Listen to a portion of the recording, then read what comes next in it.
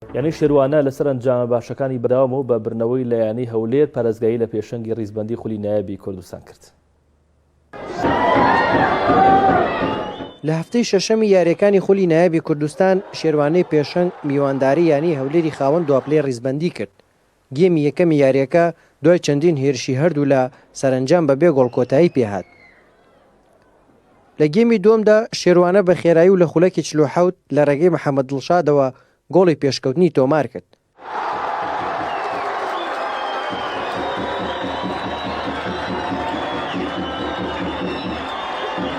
یانی هەولێر چەند جارێک هەوڵی یەکسانکردنەوەی ئەنجامەکەیدا، بەڵام هەوڵەکانیان بێ ئەنجام مانەوە. دواتر و لە ئەنجامی هێرشێکدا لە خولەکی 77 ناوبژیوان لێدانی سزای بۆ شێروانە هەژمار کرد. بیلال ساڵح سەرکەوتوانە لێدانە سزاکەی جێبەجێ کرد و گۆڵی دووەمی شێروانەی پێ تۆمار کرد.